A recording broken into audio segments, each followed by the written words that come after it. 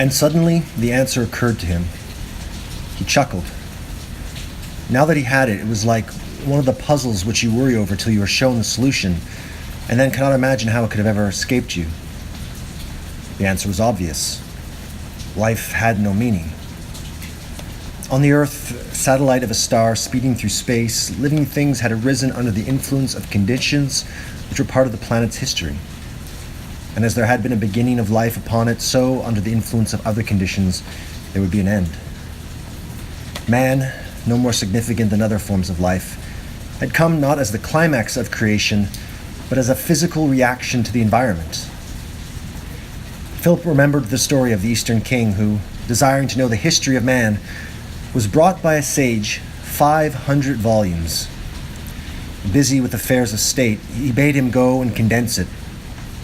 In 20 years, the sage returned, and his history now was in no more than 50 volumes. But the king, too old then to read so many ponderous tomes, bade him go and shorten it once more.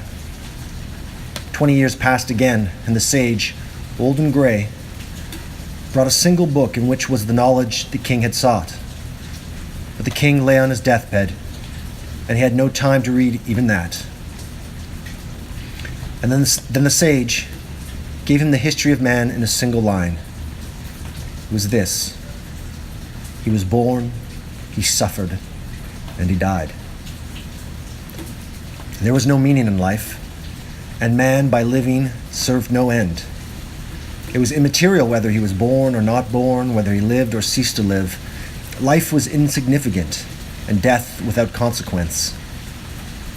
Philip exulted.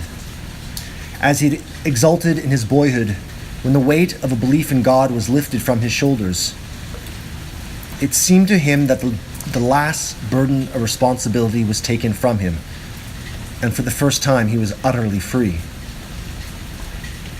His insignificance was turned to power, and he felt himself suddenly equal with the cruel fate which had seemed to persecute him. For if life was meaningless, the world was robbed of its cruelty.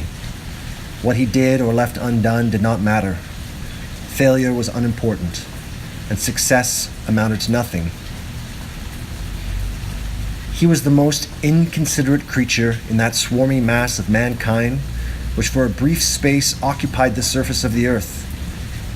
And he was almighty, because he had wrenched from chaos the secret of its nothingness.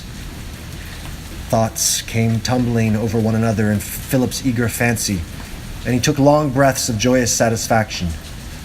He felt inclined to leap and sing. He had not been so happy for months.